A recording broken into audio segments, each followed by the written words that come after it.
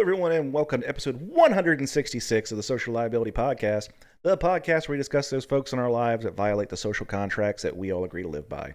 I am your host, the Raz, with my co-host, the Buck, bringing you new and interesting stories from the far reaches of the interwebs. And today's one of those ones, Buck, where we didn't really have like a cohesive theme for all the stories. They're all just kind of eclectic. Hence the weird title for the episode. But we're gonna make the best we can, and they're all kind of interesting. There's just no theme. Kind of like it better when there's a theme. Yeah, you know what though? I mean, like social liability potluck isn't a bad thing to Ooh, have every once in a while. that's true. That's what I should have named the episode. I named it Florida Cookies, Cops, and Crazy. You know what though? We've already done a social liability potluck episode though. I don't think Like we way have. back. Yeah, dude, you argued with me about the bachelor party thing. You remember that? The Yeah. episode I 70 no, I didn't argue don't with you. I did not argue with you. I was like, I've got to fact check that just to make sure because that is right. uncanny. Well, either way, like I'm telling you, I'm like the social liability Rain Man here. I'm telling you, we've done a potluck episode, but I think it was back in like the 30s, way back. But either way, the fact of the matter is it's not a bad way to go every once in a while. You know, a little liability stew to get the season rolling. I suppose. All right, Buck. Well, let's start out in the great state of Florida, as always. Mm-hmm. Florida man faces up to 30 years for dumping water on older brother in argument over key lime pie. Did it say wait, boiling water or No, just water? just dumping water. That's all it What says. just just plain old dihydrogen monoxide. I love me some key lime pie, but I can't see risking 30 years in jail. But I'm kind of curious about this one, so let's get into it Right, here. right. Let's dive in. A Florida man dumped 2 glasses of water on his older brother in an argument over key lime pie, and he now faces charges that could put him behind bars for decades upon conviction. Lee County Sheriff's deputies on Wednesday arrested David Sherman Powson, 64, who was charged with 1 count of first-degree felony aggravated battery on a person 65 years of age or older in an incident involving his unnamed sibling. Paulson said that he ate a piece of pie that his brother had been saving for later. An argument ensued. Paulson faces a potential lengthy prison sentence and thousands of dollars in fines under Florida law if he is convicted. Here are 5 things you need to know. Paulson told deputies that the argument began over key lime pie. There was a piece of pie that the victim had left in the fridge for several days without eating. David ate the pie. An argument ensued in the living room. David was near the kitchen and decided to fill up a large glass of water and dump it on the victim to cool him down. David proceeded to fill up another glass and dump it on him in the living room. The probable cause statement details what happened next to justify the charge. While sitting in the chair, Paulson emptied 2 large glasses of water on the victim. The victim feared David's aggressive behavior would lead him to become physically harmed and or killed. Over water. Okay. Ultimately, though, Paulson told deputies that the victim did not suffer any injuries during the altercation because only water was thrown on the victim. Paulson's charged in the first-degree felony. Aggravated battery in Florida is normally a second-degree felony, but the more serious charges apply if the victim is over 65. Under Florida law, a first-degree felony carries a penalty of at least 3 years and up to 30 years in prison and a fine of $10,000 upon conviction.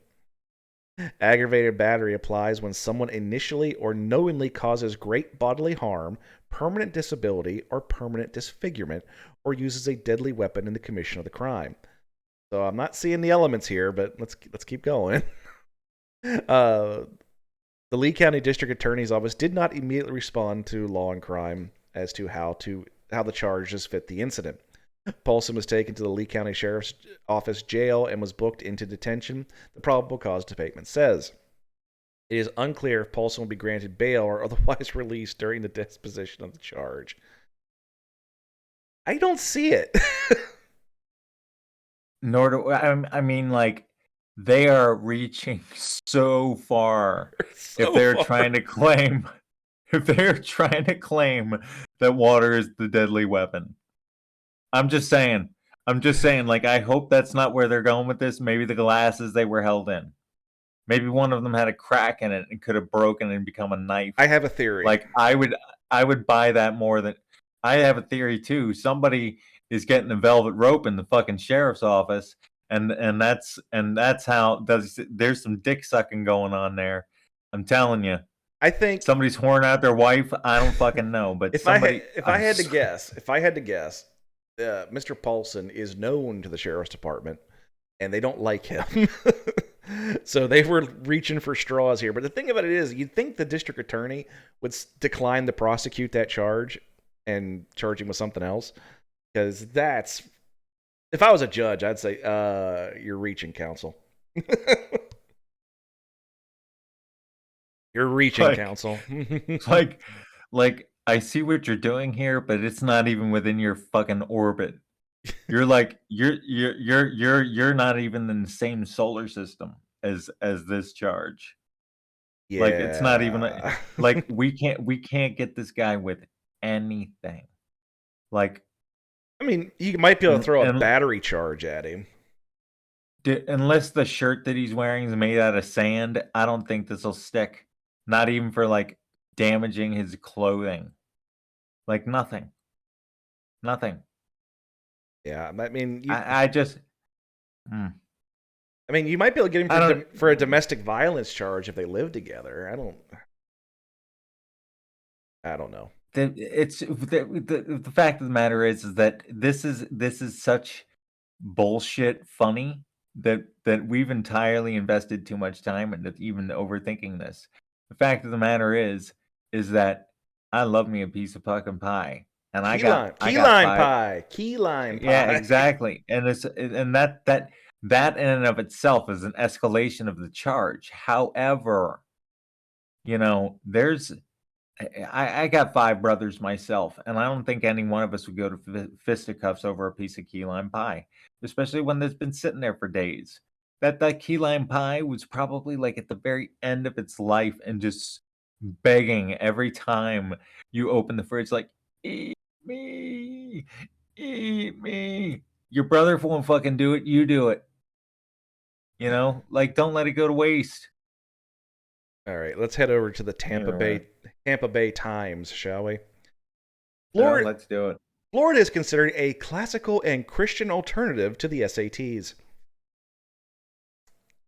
Tallahassee, as Governor Ron DeSantis and Florida Republican leaders explore alternatives to the College Board's AP classes and test, top state officials have been meeting with the founder of the education test company supporters to focus on a great classical and Christian tradition. The classic learning test, founded in 2015, is used primarily in private schools and homeschooling families and is rooted in classical educational model, which focuses on centrality of Western tradition. The founder of the company, Jeremy Tate, said the test is meant to be an alternative to the College Board Administrative SAT exam, which he says has become increasingly ideological, in part because of its censored the entire Christian Catholic intellectual tradition and other thinkers in the history of Western thought. As DeSantis' feud with the College Board intensifies this week, Tate has had several meetings in Tallahassee with Ray Rodriguez, the state university system's chancellor, and legislature to see if the state can more broadly offer classic learning tests to the college-bound Florida high school students. We're thrilled that they like what we're doing, Tate said. We're talking to people in the administration again, really almost every day now.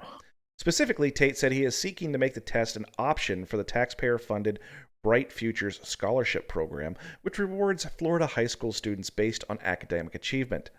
Students can use the scholarship to help pay for a Florida-based college education. Currently, the scholarship is tied to the SAT and ACT test scores.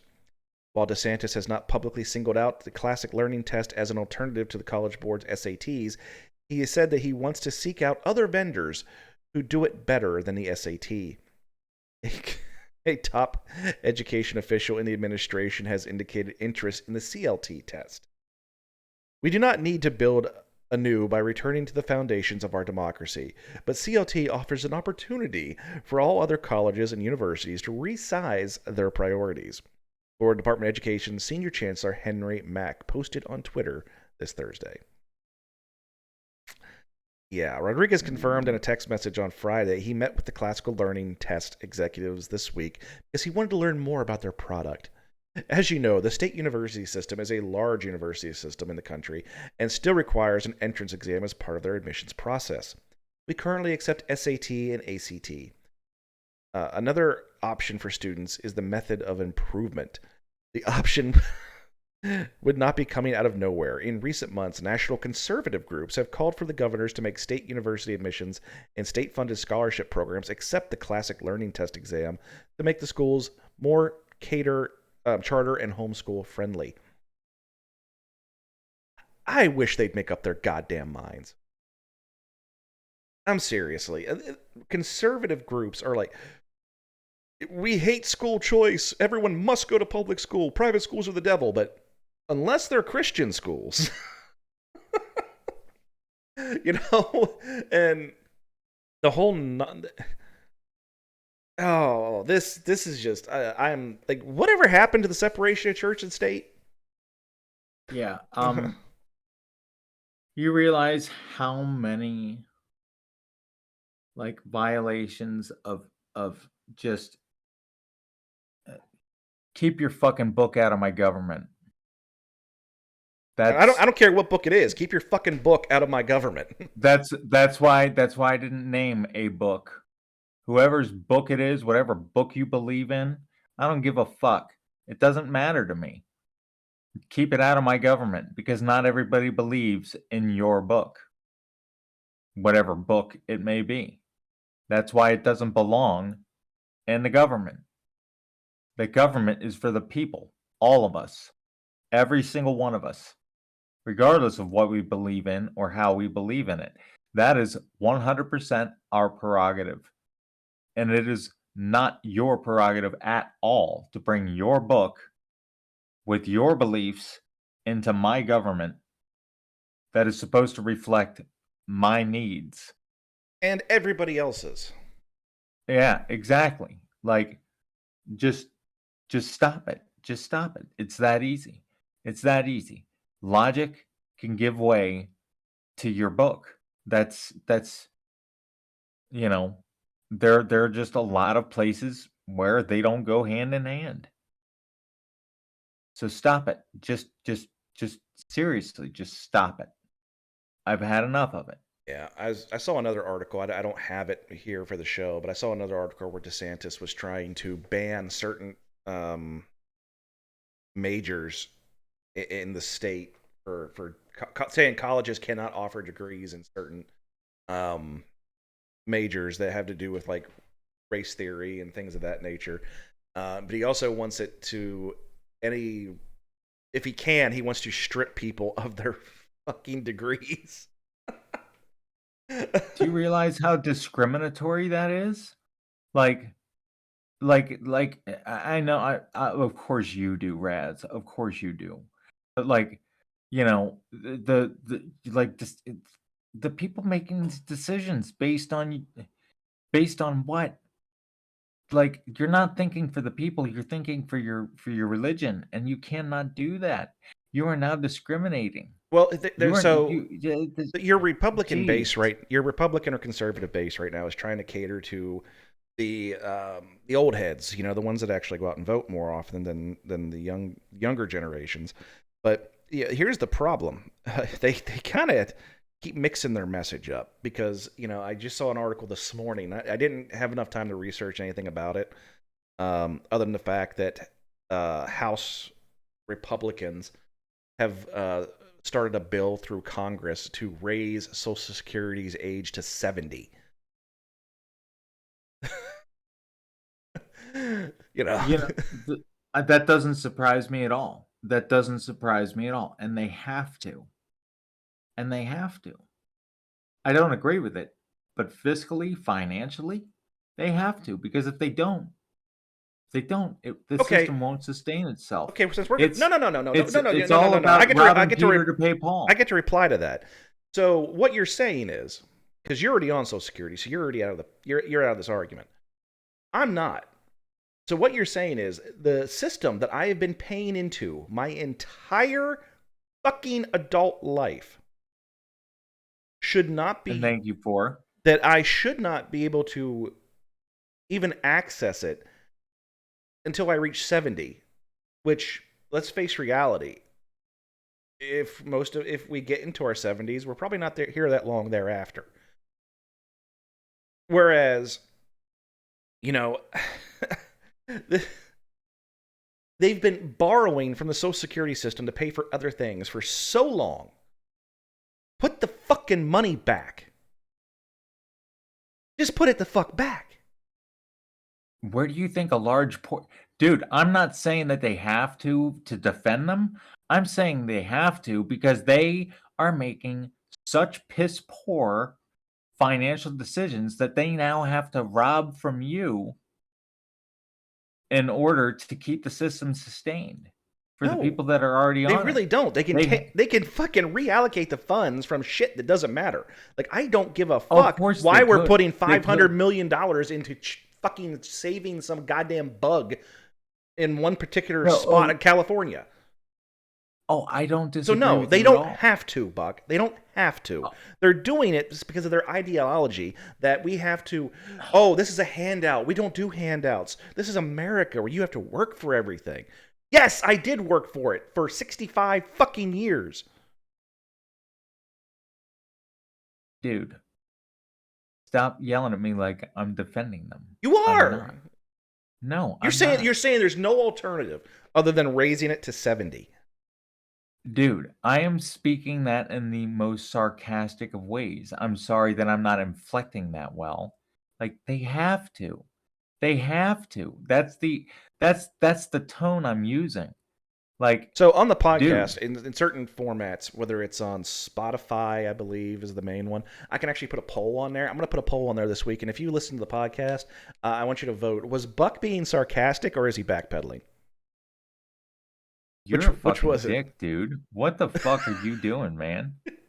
Like, fine, go ahead, make the poll. God, why?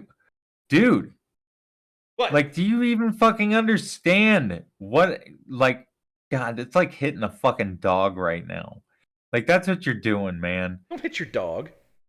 No, you're hitting me. Like, you're punching low, motherfucker. You don't get to pull the cripple card on this shit. No, I'm not even pulling the cripple card. I'm fucking pie-faced, dude. I am so motherfucking high, and you know it. And you know it. And you know it. And you know it. And you know it. You're always high, And no, dude. I'm normally at like a 6. which is I'm still like high.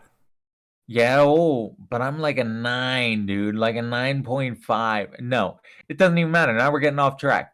Fact of the matter is that you know what? They are $31 trillion in debt because they don't know how to fucking manage their checkbook. And the fact of the matter is that because they don't want to give up their fucking toys, who's the first person that they're going to steal from? They have to steal from us. Well, not us anymore. Well, I'm here not in and us. this is the whole. You're paying for me. This is yeah, fuck But you. the This is the fact whole thing with that though. Their voter base is people over like 55. So I know. it's like you idiots. you would And think that's they would be like trying to dump money into Social Security. you would think so, but that's not how propaganda works. Propaganda is designed to get the government what they want while the people follow the fucking red herring, man. Yeah. No, I see should now I'm starting I to should talk stoned again. I should have went to Japan when I had the chance. The wife still wants to go to New Zealand, so maybe I should do that. Okay. Dude, do you realize I saw a video that if you go there, you realize that anything you order on Amazon Prime is still going to take over 2 weeks to get there. I'm just saying that, full disclosure, before you pack up your roots and go all the way across the world, you will no longer enjoy the benefits of 2-day shipping. It's out of the question. Completely out of your orbit. It's pretty much out of the question here already. Have you noticed that 2-day shipping is not really a thing much anymore? I'm serious. Well, maybe for you, man, but for me, no. I'm in the most uber. Never mind. Not even gonna go there. I'm an hour and a half away from a distribution center for Amazon, and sometimes it still takes me 4 and 5 days to get stuff. Do you pay for the Prime membership? Yes, I have Prime. Yes, I have Prime membership. The fuck do you think you're talking to? I'm a homebody.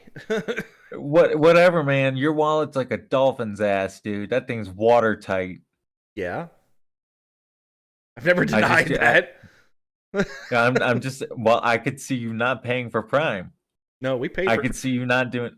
We paid for Prime, and just as a little FYI to all of our listeners out there, apparently the wife and I were both paying for Prime at one point, and apparently they have a family sharing, so you can have one Prime membership and share it with multiple accounts. Just FYI. When did you figure this out? We both had student accounts, and one of them was expiring. Okay, so this is way back in the day, I guess? No, recently. If you have a student... Oh my gosh, you are... Caregiver Katie and I have been on a family account for like... That's great, but we haven't. We both had our own student accounts. But you're talking about it like it's just, like it's brand new. No, I'm not. I'm saying I didn't know about it. And now that I do, we're using it. And I'm telling other people out there, if you don't know about it, this exists. You should use it. All right. Well, I don't have the authority to start a poll, but if I did, I would. Is Raz backpedaling, or is he talking at... Go ahead. Yeah. Well, I can't remember what I was going to say. Because you're stoned. The next one comes from HuffingtonPost.com. Florida woman seeks jail release on behalf of illegally detained fetus. Now, this happens in Florida. I want to preface this whole story by saying this is in Florida. Okay. A pregnant Florida woman awaiting trial on charges of second-degree murder is arguing her unborn fetus, which hasn't been charged in any crime, is being illegally detained and should be released from jail. In an emergency petition filed last week on behalf of unborn child, attorney William Norris argued the Miami-Dade Department of Corrections Rehabilitation has failed to provide adequate prenatal care for Natalie Harrell and his client, an 8-month-old fetus. The unborn child is a person, Norris told NBC Miami. A person has constitutional rights, and one of them is not to be deprived of liberty without due process of law. In asserting the right of someone who is a person who has not been considered in the decision to incarcerate his mother, the lawyer added. The Corrections Department has failed to provide sufficient prenatal vitamins and nutritious foods, didn't take Harold to a scheduled doctor's appointment, and at one point left the pregnant woman in a 100-degree transport van without air conditioning. Norris said Harold was last seen by an OBGYN doctor in October. He said filing the petition after the father contacted him about concerns about the future child's well-being. The Department of Corrections disputed the allegations and its care for the inmates, saying that the statement that is committed to ensuring all inmates receive professional, timely medical care and all appropriate treatment. Florida Attorney General Ashley Moody argued Monday for the petition's dismissal, citing a lack of evidence that Harold has been mistreated. Harold, 24, has been held without bond in the county jail system since July, where she was accused of fatally shooting fellow Uber passenger Gladys something or other, I can't pronounce it, amid an argument after a night out in Miami. She's pled not guilty and is scheduled for trial in April. Ms. Harrell hasn't been convicted of anything in an interview about the potential precedent-setting case. She's been accused, he continued. She has... You all right? I thought I was muted. I had a bad moment. I'm sorry, dude. You're good. but has had a long stand your ground immunity defense that her criminal attorney is going to assert. So her conviction is by no means certain. This is pretty creative. I'll say that. You know what? Play stupid games, win stupid prizes. I don't think anybody thought about the exploitable loopholes in their argument Well, when that's they the thing, though. This is Florida, where they will argue that yes, it doesn't matter what your ideology is in regards to abortion. So we're not going to go down that rabbit hole. But in the state of Florida, they are very much saying that yes, this is a living, breathing person, whether they're breathing or not. So it's going to be a weird case. It really is. hmm And I think it is extremely creative. I think it is extremely creative. And I'm not advocating for one side or the other, because the fact of the matter is that this person under the law has not been convicted of a crime. But you don't have to be convicted of a crime to be incarcerated. No, you do not. No, you do not. But proving mistreatment, being mistreated in a county jail, you think that's going to be difficult to prove? Yes. Now, whether you're being mistreated or not, you need to prove it. That's Okay. therein lies Well, that will be the difficult part. You are right. that's the rub. I mean, I worked in a county Whether jail, whether and yeah, whether I taught people how to write reports. yeah, I forgot about that. How many COs does it take to push an inmate down the steps? None. He None. fell. The report says he fell. Yep. That's one of the biggest jokes in the corrections field, folks. And it's and it's It's a and horrible joke. It's a horrible joke, but it's it well it's it, and it, it's horrible, but it's really really really grounded in truth. yeah. It really is. And here's another thing. And So, this isn't just corrections. This is any form of law enforcement. Well, their reports match up. They both say the same thing. Yeah, because they sat next to each other and wrote them together. mhm. You dumb Yeah, fuck. yeah, they actually sit them down in a room before shift. Like if your shift is over, it doesn't matter. You sit in that room, and the shift commander tells you what the report should say, especially if it was something huge, Yeah. like if something really big happens. Now, So if if you read the if they policy, start if if Buck and I were involved in something, I would go to one area and write my report. Buck would go to his separate area, write his report. We would give them to the shift commander, and the shift commander would take both reports and write a summary report of the two. But that's not what happens ever. Well, either way, and the fact of the matter is that, again, whether this woman is being mistreated or not, and by the medical department in the county jail, She probably especially with a is. pregnant woman, she probably is being mistreated. I'm not gonna sit here and put any shame to her story or anything like that. You know, under the law, she hasn't been convicted of anything, and she probably isn't getting the adequate care for her child in a county jail. But getting proof of that is going to be extremely, extremely difficult. You know, but regardless, like Raz said, Florida has made it abundantly clear what their policy on a viable life is, and that fetus falls within that bracket at 8 months. Oh yeah. So this attorney is actually fighting, a very creative but winnable fight. I don't know if it'll be winnable, but it's just one of those ones. If it was actually arguments were being held locally, I would go to the court and watch. I think this would be interesting. I used to do that in high school, dude. I'd go up to the county courthouse and watch criminal cases. Uh, Well, I I found them mean, interesting. just think about it though, man. The right judge, the right attorneys. Well, it seems like they already got the right attorney, but Yeah. they get the right judge in front of this. This this this could be, you know, something that they could duke out. I mean, but see, it's 8 months old as a fetus, so I don't even know how much time they would have. Yeah, I mean, Either way, enough time. if you just get a continuance, And seriously, if the prosecutor would just get a continuance for any reason, she's going to have the kid. The kid will be out, and then it'll be moot. It will be moot because that kid will not stay in jail once it's out of the No, mom. she might get to hold that child for a minute, and then they're going to go yoink.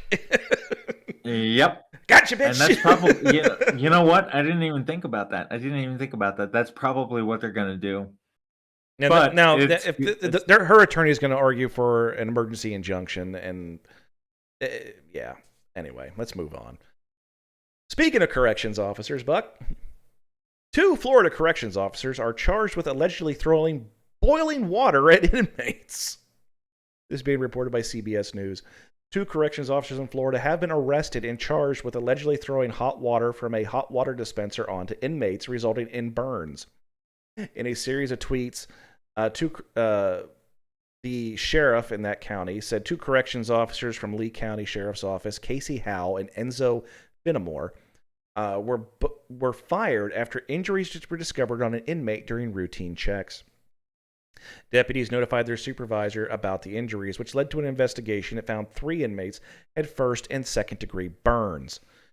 Finamore has been charged with a felony official misconduct and misdemeanor battery, and Howe has received each of those charges in addition to felony battery. Sheriff Carmine Marcino demands accountability and professionalism, he said in a tweet. The LCSO does not tolerate this disgusting and cruel actions of these corrections officers. Remedies have been taken, and the LCSO remains dedicated to its changing policies. What policies did they violate? They broke the law. There's no policy that says don't throw hot water on inmates. No, there says don't be a dick, and they did, and they should be charged. And it'd be ironic if they ended up in the same prison. I'd laugh. You know what? Is the article over? Yeah. Okay. Dude, I'm telling you what, man. Their policy change is probably some bourgeois fucking like placating action, like we no longer allow hot water on the cell blocks. That's probably the policy change that they made. Or the policy, or they put in the policy, don't throw hot water on inmates. Well, either way, man, prisons come up with stupid ass policy changes all the time. And you want to know why? It's because some dumb shit fucking troglodyte CO who got hired because he's got a good haircut and convinced the captain he'd be a good hire, gets in there and acts like a fucking animal. And your union is protected. Really. And then, the thing is, man, is they ruin shit like bringing food onto the blocks because they come in there with fucking like 5-course meal spreads and feed the fucking inmates. I mean, like they do that. They come in there and give them gum or cigarettes, which you really can't do to begin with. So I don't really disagree with policy on that kind of stuff. But like bringing in cups of coffee, like. In the style of beverage container that you can have with you on your cell unit, that's all shit that staff members fuck up, and it's just that's why they make these policy changes. It's not something that you should do in lieu of firing a motherfucker and I don't know, acting right, I guess. God, you're stoned. Okay, Buck. I am. This is normally the part of the show where we would take a break and I'd talk about you'd hear our ad read. Well, we had our ad read taken away because we no longer count all of our subscribers over all of our different platforms. We only count Spotify for various reasons. So I'm not even going to mention what the ad was for because we're not doing it anymore. But we have, however, picked up a sponsorship from Dubby. If you don't know what Dubby is an energy drink that is something you create at home. It is a powder that you add to water, and it creates an energy drink that does not give you the jitters or anything of that nature. It's actually pretty tasty stuff. And if you use my code RAZ01, you get 10% off any order that you do with Dubby at dubby.gg. That's dubby.gg. Check out the website, see what you like, and if you like to order anything, use my promo code RAZ01, get 10% off your order, and any order going forward, as long as you use that promo code. That promo code is good for life, and it helps you support the show in some way, shape, or form. We'd appreciate that. Again, it's dubby.gg. All right, Buck, we're going to go ahead and jump into Penn Live. I love when we get these stories from up home, being as we both used to live in Pennsylvania. Harrisburg cop arrested for a cocaine sting in Cumberland County. A Harrisburg police officer has been suspended and charged after authorities say he bought what he believed to be cocaine during a Cumberland County sting operation. Justin T. Taylor, 28, is a city police officer who was charged Tuesday with misdemeanor counts of attempted drug possession and use and possession of drug paraphernalia. Harrisburg spokesman Matt Meisel confirmed Tyler's employment and said he is suspended without pay. I'm going to stop right there. I have never heard of misdemeanor counts of cocaine possession. Have you? No, but the world's turning into a funny place, man. Or was the fact that he was a cop and they just wanted to not give him a felony? Meisel declined to provide Taylor's day of hire or salary, which he can't do because that's public record, and I will do a public records request just to prove a point. Records obtained by Penn Live show Taylor was hired on January 20th. Good job, Penn Live. Thank you. In 2018 and made $56,500 with the Harrisburg Borough of Police in 2021. While carrying out a February 16th search warrant, county investigators learned a Harrisburg police officer could be a customer of someone who they were investigating for drug dealing, and the Cumberland County District Attorney's Office said that they had a confidential informant set up a Sunday meeting with Taylor at the Cumberland County home, in which Taylor thought he'd be buying cocaine. After the deal, prosecutors said investigators in a marked police car followed Taylor, pulled him over, and took him into custody. It is extremely disappointing anytime we encounter an officer who is breaking the law.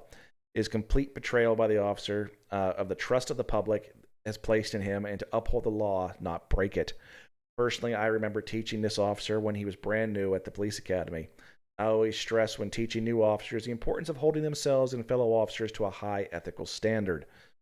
This is from the district attorney. Court records online show a preliminary hearing is scheduled for April 6th in front of Cumberland County District Magistrate Catherine Silcox. She's not a pleasant person. Meisel said that the Dolphin and Cumberland County Drug Task Force are investigating Taylor. That is not the judge. Hillcox isn't a bad lady. Hillcox is not a bad lady. Not pleasant. She just doesn't take any shit. Silcox, by the way, not Hill. Whatever. Stoned. I know she doesn't like cops all that much, so yeah, that might not end. I know she loves interpreters. I do know that. They like to say we hold our officers to a higher standard. You're full of shit. I'm sorry.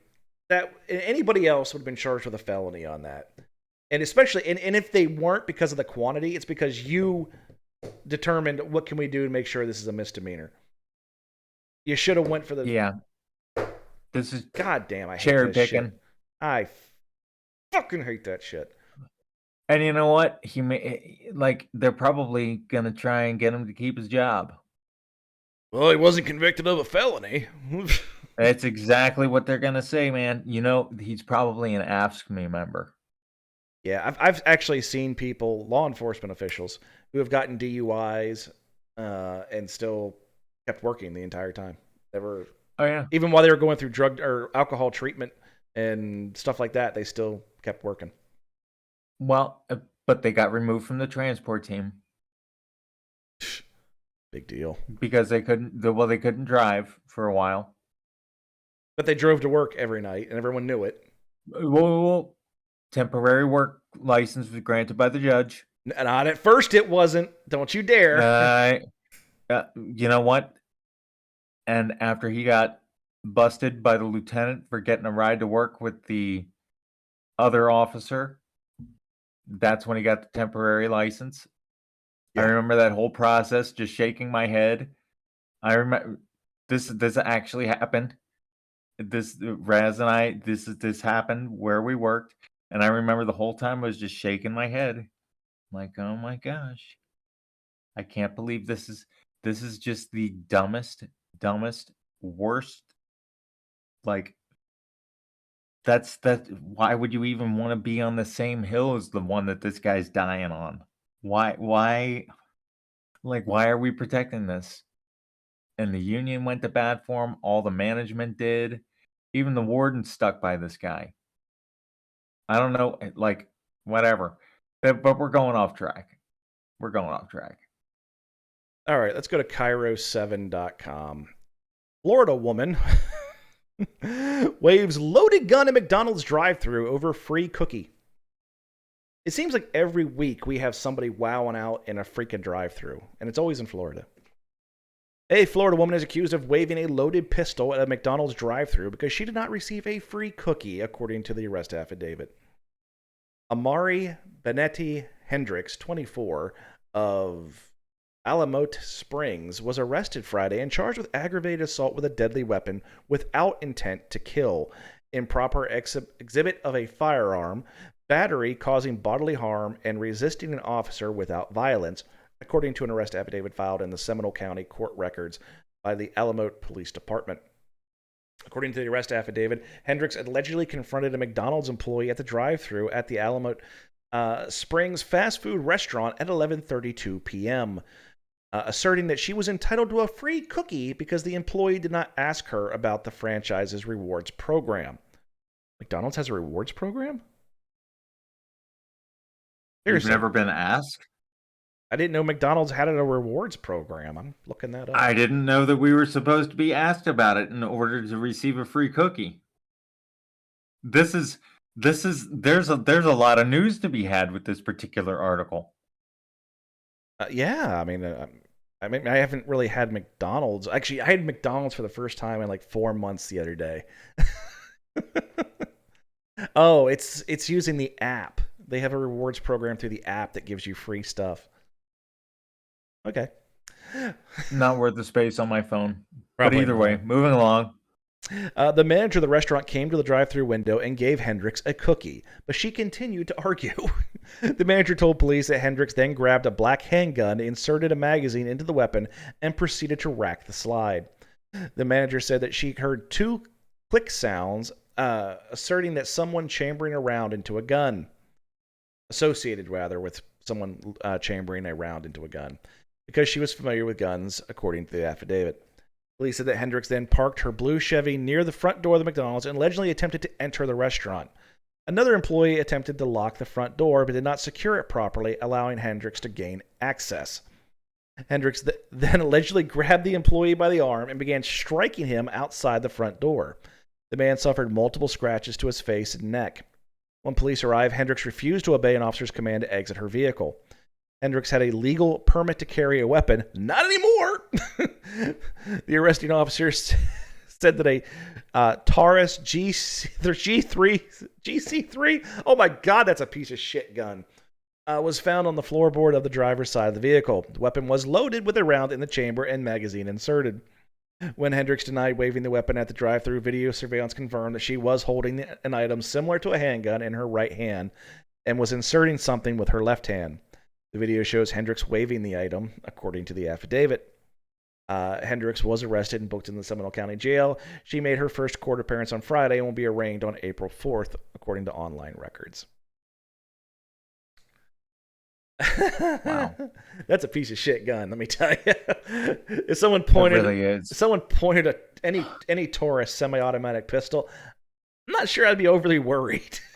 That thing does not shoot straight by any stretch of the imagination. But I digress. She even got the goddamn cookie she was so mad about. Yeah, I know, man. Now, what do you think of the charges on that one? I don't agree with the one charge of let me see if I can find it again real quick here. when they charged her with not intending to use it. Yes, that's where I thought that was funny too. Dude, you know what? At the very beginning of the episode, you said that you were like bummed out that there wasn't a theme. And I think that we should vet these stories out a little bit better before we make an episode name, because this is kind of turning out to have quite a theme to it this episode, because everybody is either really reaching far or really getting undercharged, Yeah, because it's because aggravated assault with a yeah, deadly weapon without intent to kill. I'm yeah, sorry. and when you pull a gun out, what are you doing? You intend to kill. Yeah, exactly. Like Because that's like day one of gun safety. Don't pull out your gun if you don't intend, you only you only you only skin that smoke wagon if you intend to use it. And if you're going to use it, you use it not to warn or scare, you use it to disable, to destroy. to destroy. To Do destroy. not point your weapon at anything you do not intend to destroy. So, without intention to use it, that wouldn't even been within my realm of thought. I'd have been like assault with a deadly weapon. Yeah. Period. End of story. So, like I said, I think that every story that we've covered so far, somebody has either been really reaching outside of their fucking orbit or getting really undercharged. We got a cop that's getting a misdemeanor instead of felony. We got something else that I don't remember, that we made fun of him for really reaching far. And, and now we got this lady who's really, she's guilty as fuck, and she's kind of catching a break. Like, who's writing the report on this one? Who's drafting the charges here? No. What, didn't we vote for the person who's supposed to sign off on this? Well, not us, we, but like the constituents in Florida. Definitely the McDonald's employees. Yeah, I mean, like somebody voted this. Like whoever's writing the charges got voted in there. Like, I don't know. I don't think they're doing their job right. Well, we're gonna stay with the McDonald's theme right now. Minutes after dropping his car off for inspection, owner spots it at McDonald's.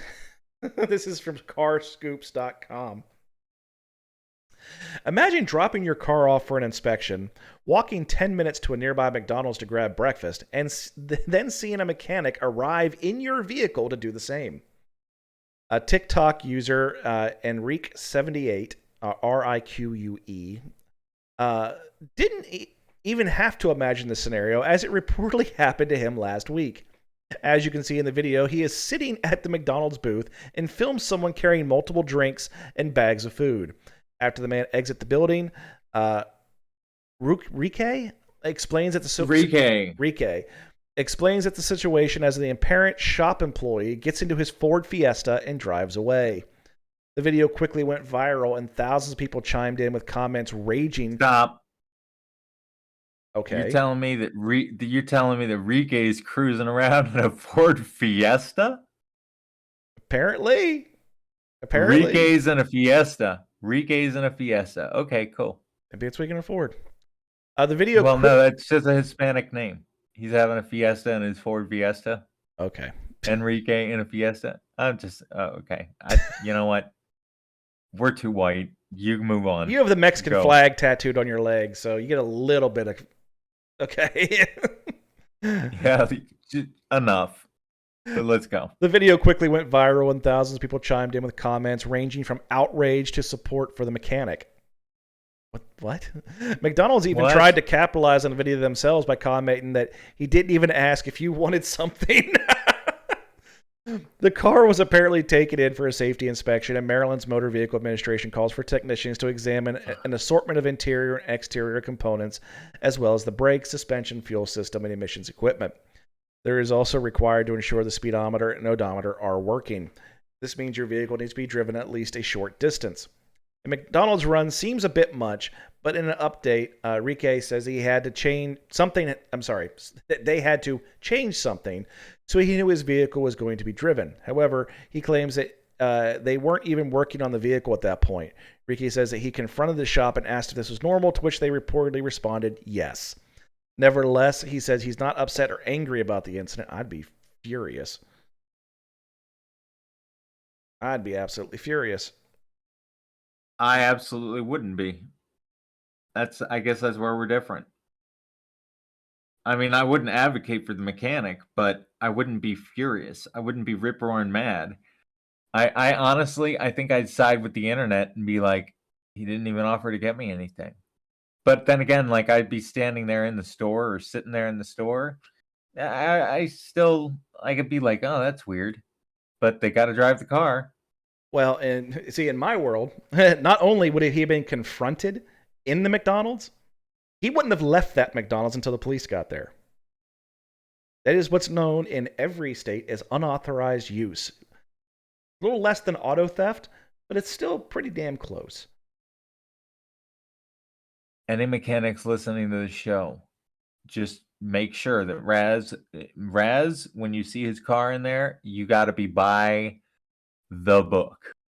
When you see Buck's van in there, you can party out. Just as long as you got free coffee in your shop, I'm cool. You know, take my van wherever you want to go. Duke's a hazard, that fucker. Just make sure the ramp works when you get back. But Raz, very by the book. It's my car. I didn't pay for you to use it to go get McDonald's. I don't want you spilling shit in my car. I don't want you taking my car anywhere that you don't have to. That is absolute. I'm not saying that you're wrong. That's just that's your prerogative, man. You know, I'm not saying you're wrong. You're just very polar opposite from me. I don't give a shit.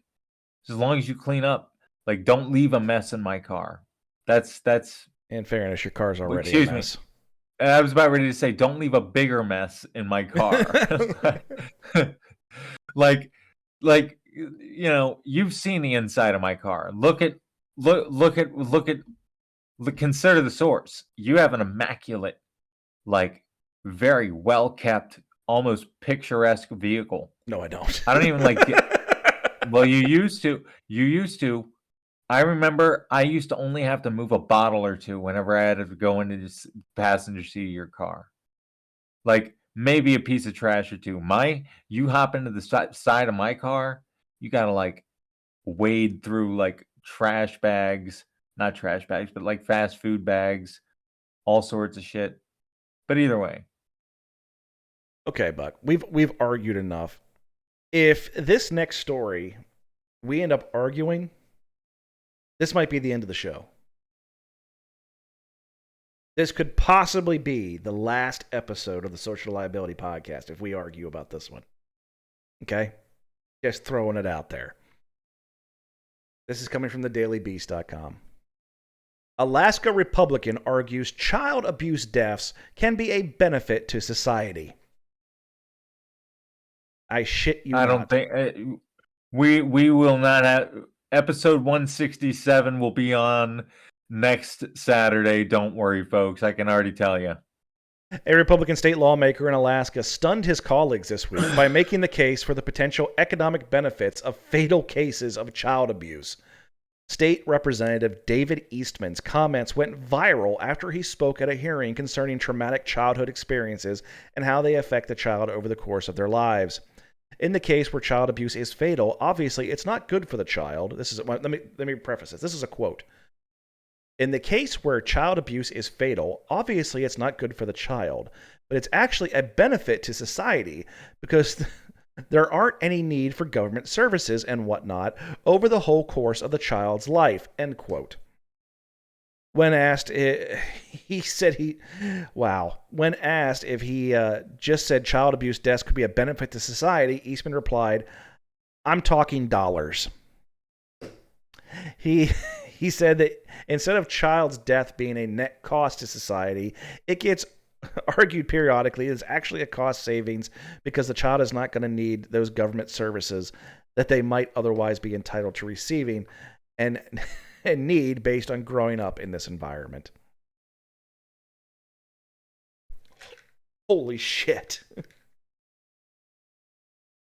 Wow. He's I'm going to say this, but he's not wrong from an analytical perspective, but he is the most cold, evil son of a bitch. Timing, dude. Timing.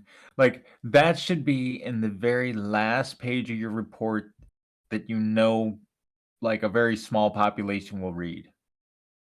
Like, that is a number that has to go into a report, but it doesn't have to be read out loud. Like, I don't. I, there's never any benefit to somebody being abused to death. Like, you can't, even trying to quantify that is cruel. Like, I'm talking about dollars. Well, you know what? I mean, like, I guess if you want to compare apples and aardvarks, I mean, okay. But, child abuse death, and then comparing that to, like, a fixed dollar amount. And, it's like, it's impossible to do that for one. And then you take a whole statistical group and try to say, well, at least we're in the black. No, no, no, dude, no, no, no, no, no. Yeah, Raz, you called this one. This is definitely like a cold motherfucker. Well, this Don't let this ended don't up let this man sit resulting. with your children. This resulted in the second time he has been censured. This is not the House of Representatives. This is the Alaska House of Representatives. So that's something to keep in mind here. But the Alaska House of Representatives voted to censure the Republican by a decisive 35-1 margin on Wednesday. Eastman himself was the lone vote against the censure measure. I was about ready to say he voted for himself. He voted for himself and argued the motion to censure impugned his motives and was hateful rhetoric. This was also the second time he was censured. The first time was a 25-14 vote over some comments he made about abortion. It sounds like he just hates kids. It sounds like he should be like one of those people who works at home by themselves in an analytical data entry or processing or programming job, and never allowed to be involved in the decision-making process for another living, breathing anything. Whether it be, like, I don't even think this man should have a pet rock. Like, This is the kind of dude that goes home and kicks the dog. I mean, yeah. Well, this man doesn't have a dog because he considers them food, not pets. I mean, like, this is that we're talking about this guy. Like, no. Like, if you were stuck in a terrible, like, wilderness situation, I wouldn't sleep anywhere near this man because I'd be worried about never waking up again. I'd be fucking breakfast. Like, this man would eat you. like I think from a completely and this is I am a very analytical thinker. I think I overthink, and that's part of the things I got going on. But I tend to really overanalyze things. And from a very, very numbers spreadsheet look, he's not wrong. But there's certain shit you don't say in public. Right. Or at all. You just don't say them. I mean, right.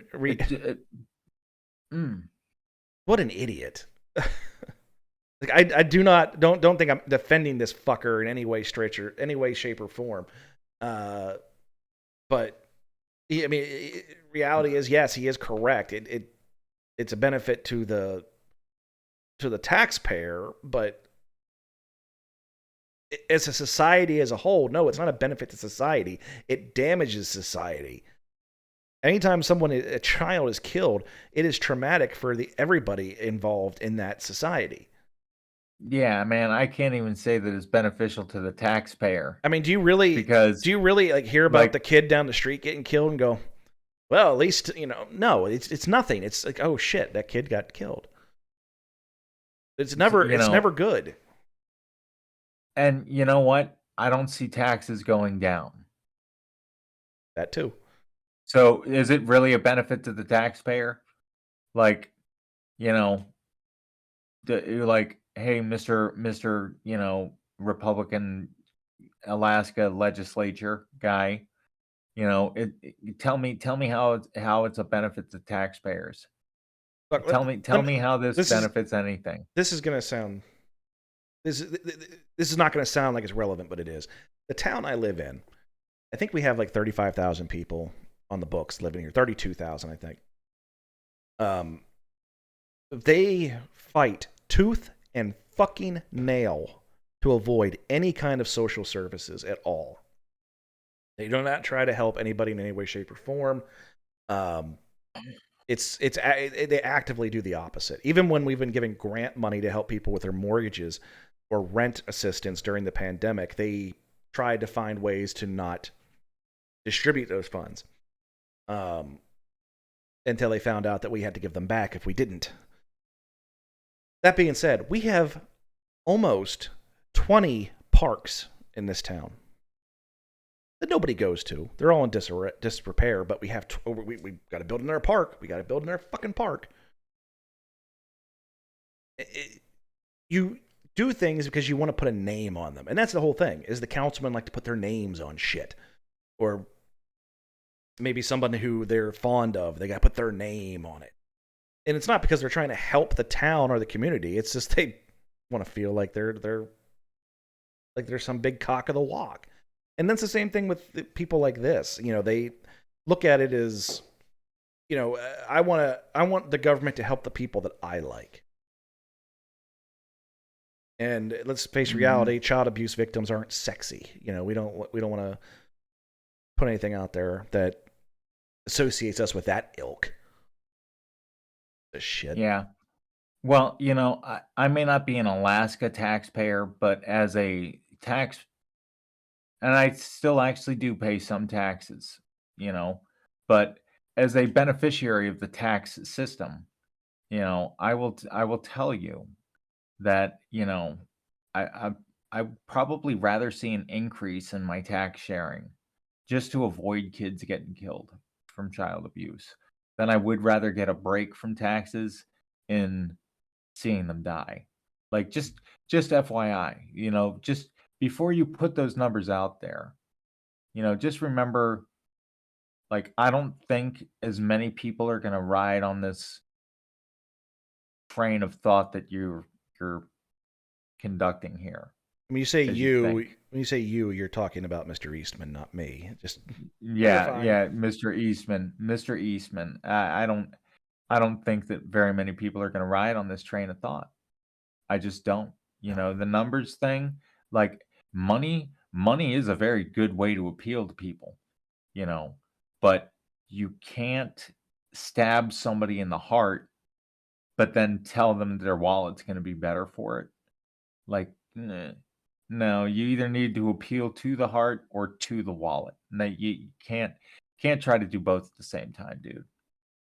So again, another overreach. Dude, Indeed. we had a theme and just didn't know it. Right. All right, folks. That being said, that's going to bring us to an end of an episode of the Social Liability Podcast. I'd like to remind everybody that Social Liability Podcast does not cost you anything. The only thing we ever ask you to pay is attention. And you can also visit our affiliate Dubby and use my promo code Raz01. I appreciate that. That all being said, folks, I am the Raz. He is the Buck. Wishing you all a happy and safe week, and we'll catch you on the next episode of the Social Liability Podcast.